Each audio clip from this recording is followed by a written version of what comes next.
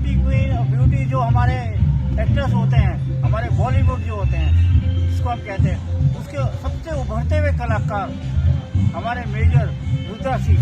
अब आप कहेंगे मेजर रुद्राशीष, अरे मेजर रुद्राशीष और बॉलीवुड कहाँ से आ रखा? ये मेजर रुद्राशीष ही हैं जिन्होंने बहुत साल देश की सेवा की है। उसके बाद ये अपने पैशन को परस्यू करने के लिए मुंबई में अपने पैशन को परस्यू कर रहे हैं, एक्टिंग कर रहे हैं। ऑलरेडी इनके पास छिछोरे जैसी, आज आपने सुना होगा सुशांत राजपूत, बहुत एक उसमें चल रहे हैं, मतलब न्यूज में चल रहे हैं।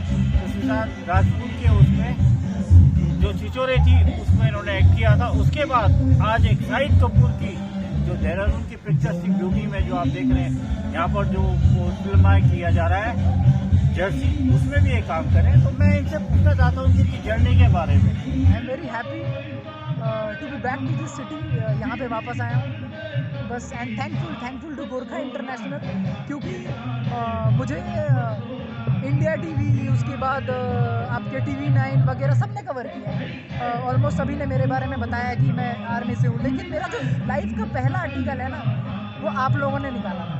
तो उस वजह से मैं बहुत शुक्रगुजार हूँ, क्योंकि क्या होता है ना कि एक इंसान के बारे में जब पता चल जाता है तब सब लिखते हैं, लेकिन जब उसके बारे में कोई नहीं जानता ना, तब लिखना बहुत इम्पोर्टेंट होता है, और तब बताना कि देखो ऐसे हैं, आप लोग जानते नहीं हैं। तो वो आप लोगों ने किया, एंड उसके लिए मैं बहुत थैंकफुल हूँ और बहुत ग्रेटफुल।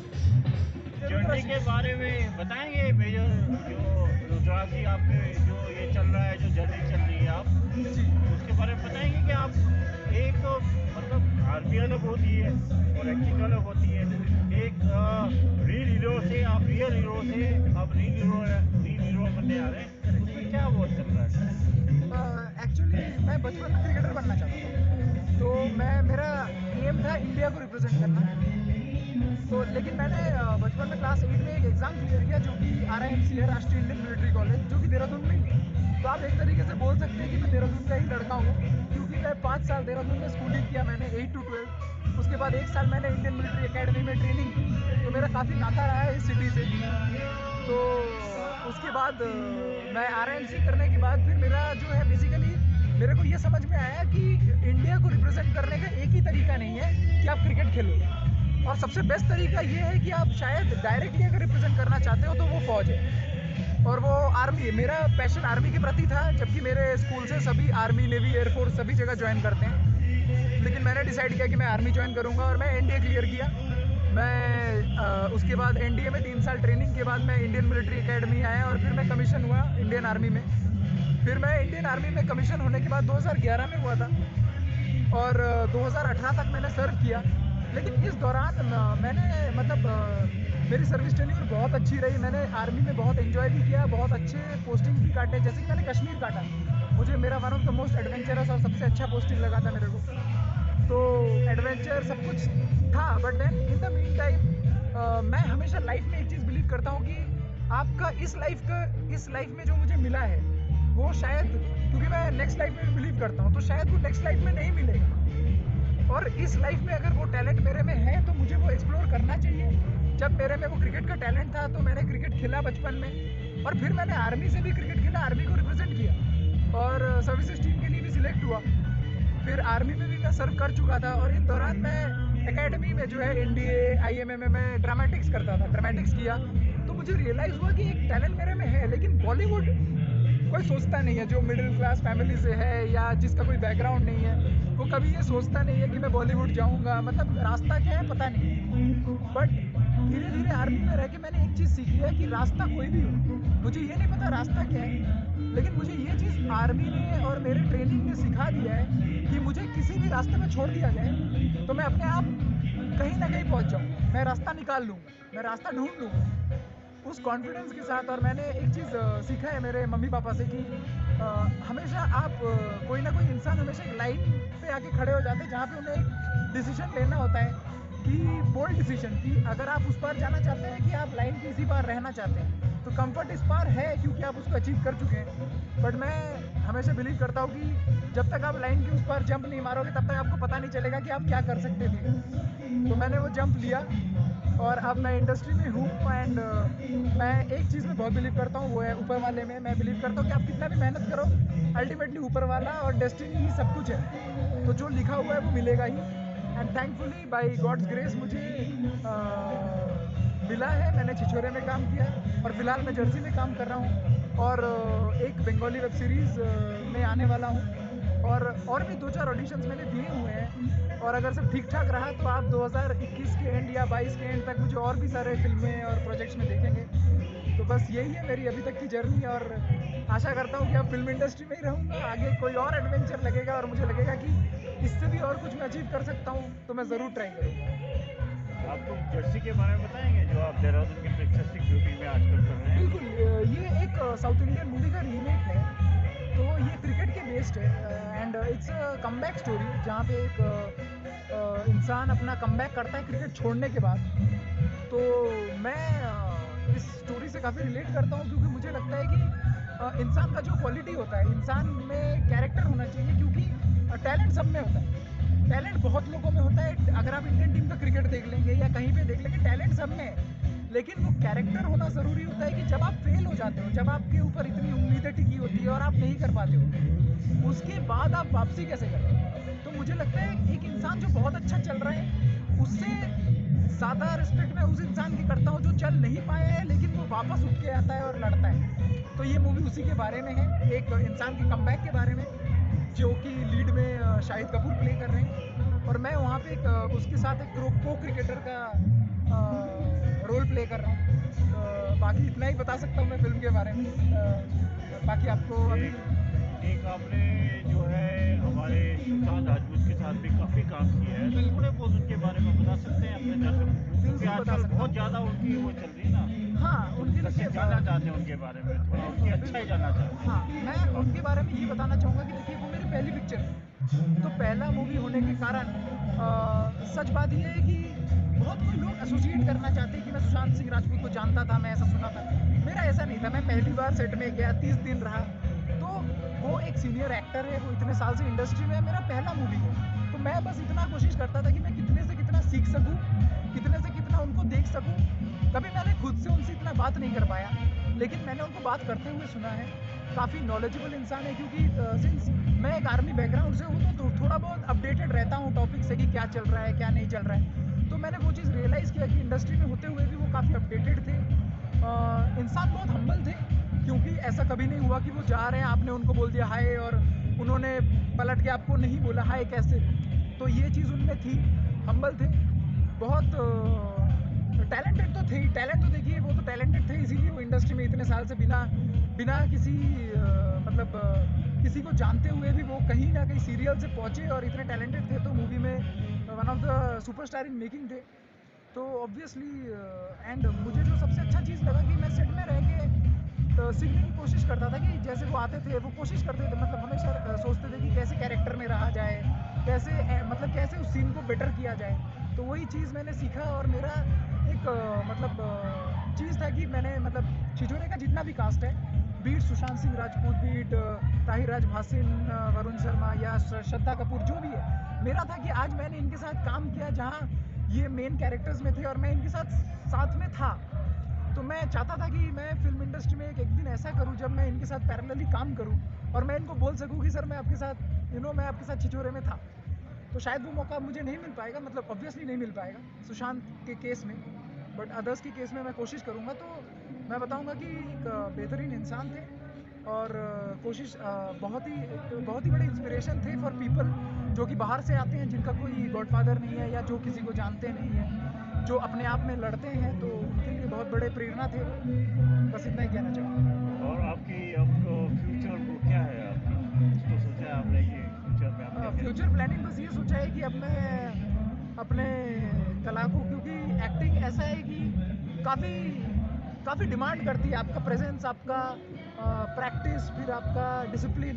जो फौज ने मुझे डिसिप्लिन दिया, वो लगता है कि मुझे वो मैं एक्टिंग में अप्लाई करने की कोशिश कर रहा हूँ और डिसिप्लिन से अपने आर्ट को डेली सुधारने की कोशिश कर रहा हूँ। और मुझे एक चीज़ पता है, मेरा हमेशा से एक चीज़ रहा है मेरे में कभी भी रिजल्ट्स और एस्पिरेशंस बहुत ज़्यादा नहीं रहे कि मुझे सुपरस्टार बनना है या मुझे आर्मी में रह के जनरल बनना है। बस मैं बिलीव करता हूँ जिस टाइम पे मैं जो काम कर रहा हूँ वो इतना अच्छा करूँ कि मुझे सेटिस्फैक्शन हो कि मैंने उस काम को पूरा दिया, और अगर मैं वो कर पाऊँ, बाकी आगे का आगे, आई बिलीव, मैंने बोला ना कि मैं ऊपर वाले में बिलीव करता हूँ, वो रास्ता आता जाएगा।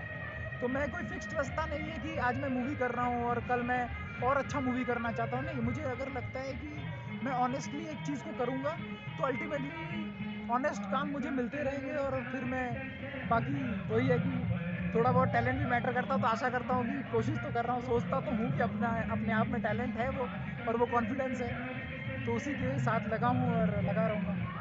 आपका देहरादून की जनता और उसके बाद फिर आपका जो देहरादून उत्तराखंड जो सरकार है, बिल्कुल क्योंकि उत्तराखंड सरकार अभी काफ़ी हमारी फिल्म इंडस्ट्री के लिए काम कर रही बिल्कुल है बिल्कुल और वो चाहती है कि फिल्म इंडस्ट्री यहाँ पर आए, बिल्कुल। अच्छे अच्छे एक्टर्स आए, अच्छे अच्छे हमारे डायरेक्टर्स आए, तो कि हम बात करें तो उनके लिए क्या आपका संदेश है? पहले तो हम चाहते हैं कि जनमानस के लिए, क्योंकि आपने खुद कहा कि आपने 5 साल तो करीबन यहाँ पर बिताए हैं देहरादून में, RMC और IMA में, जी, और उसके मैं देहरादून में रहा हूँ। मेरा यहाँ से पर्सनल अटैचमेंट रहा है, मेरा स्कूलिंग रहा है, और यहाँ के आई थिंक इंडिया के सबसे टॉप मोस्ट जो स्कूल्स है, बोर्डिंग स्कूल्स है, सब आधे देहरादून में ही है। एंड जो मैंने देहरादून में रह के सीखा है, खास करके यहाँ के लोगों से, कि अल्टीमेटली ना सब कुछ मैटर कर जाता है इंसानियत पे। आप कितना भी अचीव कर लो, इंसान अच्छा होना चाहिए। तो मेरा देहरादून के जो लोगों से एक ही मैसेज है कि आप ज़रूर मूवी देखिए, आप ज़रूर देखिए कि क्या हो रहा है शहरों में, क्या चीज़ है। लेकिन मैं पर्सनली नहीं चाहता हूँ कि देहरादून के लोग उस चीज़ से प्रेरित होकर बदल जाए, क्योंकि मुझे लगता है कि जो सच्चे स्वभाव के लोग हैं ना, शायद बहुत हैं दुनिया में, लेकिन थोड़ा सा कम हो गया है पहले से। अभी थोड़ा दुनिया थोड़ा सा आर्टिफिशियल हो गया है, थोड़ा सा हम मतलब अगर हमें कोई पसंद भी नहीं है तभी भी हम रिलेशन मेंटेन करने के लिए उनके लिए हंस देंगे, लेकिन वो चीज़ यहाँ पे नहीं है। आज भी मैं आपको सिंपल बता रहा हूँ, यहाँ आने के लिए एक इंसान ने जस्ट मुझे ऐसे ही विक्रम बोलते हैं हम लोग, जो ऑटो, बड़ा ऑटो है, विक्रम, बचपन से विक्रम में ट्रैवल कर रहा हूँ, वो मुझे बस ऐसे ही बोला कि आपको जाना कहाँ है, वो मुझे छोड़ दिया। सो ये जो चीज़ है ना, यहाँ के जो लोग हैं ना, जो इतने अच्छे हैं, जो वो बेसिकली बोलते हैं ना हम कि धरती से अटैच्ड है, वो चेंज नहीं होना चाहिए, वो उनको वैसा ही रहना चाहिए। क्योंकि अल्टीमेटली हम कहीं पे भी चले जाए ना, मन की शांति वो अभी भी यहाँ पे है, उत्तराखंड में है, और वो होना चाहिए।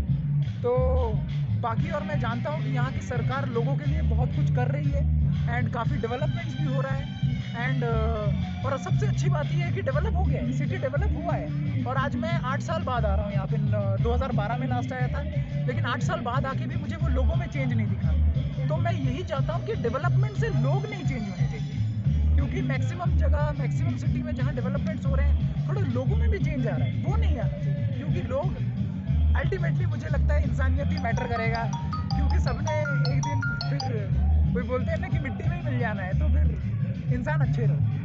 तो बस यही है। एक हमारे उत्तराखंड सरकार के लिए भी आप कुछ कहना चाहेंगे, जो ये फिल्म इंडस्ट्री को डेवलप कर रही है, इनके लिए कुछ मुझे इनको कोई एडवाइस या कुछ, मतलब एडवाइस तो नहीं, कुछ मतलब आप कोई चाहते हैं कि मुंबई के एंड से कि कुछ यहाँ होना चाहिए जो हम कर सकें? 100% मैं बताना चाहूँगा, क्योंकि आज जब मैं हम एक शूट लोकेशन में हम जब शूट कर रहे थे, तो बेसिकली मैंने एक चीज़ नोटिस किया, जो लोकेशन में हम शूट कर रहे हैं ना, इंडिया के लोग स्विट्ज़रलैंड जा रहे हैं घूमने, इंडिया के लोग बाहर जा रहे हैं, ऑस्ट्रिया जा रहे हैं, जर्मनी जा रहे हैं। उत्तराखंड घूमो, कश्मीर देखो, क्योंकि मैंने कश्मीर में पोस्टिंग काटा, मैंने उत्तराखंड देखा। एंड आई थिंक आप जब मूवीज़ में ऐसी जगह दिखाते हो ना, तब लोग वो अवेयर होते हैं, क्योंकि अभी लोगों को पता ही नहीं है। उन्होंने दिल वाले दुल्हनिया ले जाएंगे में स्विट्ज़रलैंड देखा, तो उनके लिए वो एक वो बन गया कि हमें वहाँ पे जाना है, ऐसी भी जगह है। तो आई थिंक ये जो जिस तरीके से हम पोर्ट्रे कर रहे हैं और फिल्म इंडस्ट्री को सपोर्ट कर रहे हैं, और फिल्म इंडस्ट्री जब आती है तो वो उस शहर को दिखाती है, उसका कल्चर दिखाती है, तो उससे उत्तराखंड का टूरिज्म भी बढ़ेगा, एंड लोगों को इसके बारे में और पता चलेगा, जो कि नहीं पता होगा। तो मुझे लगता है कि इस तरीके से आप सपोर्ट करते रहिए। एंड आई थिंक जो मुझे पता चला, अभी फ़िलहाल बहुत सारे फिल्म यहाँ शूट हो रहे हैं, मसूरी, देहरादून, बहुत फेवरेट लोकेशन है, हरिद्वार वगैरह। तो आई थिंक कुछ सालों में ये में फिल्म इंडस्ट्री के लिए एक ऐसा शहर उभर के आएगा जो कि शूटिंग का प्राइम हब होगा।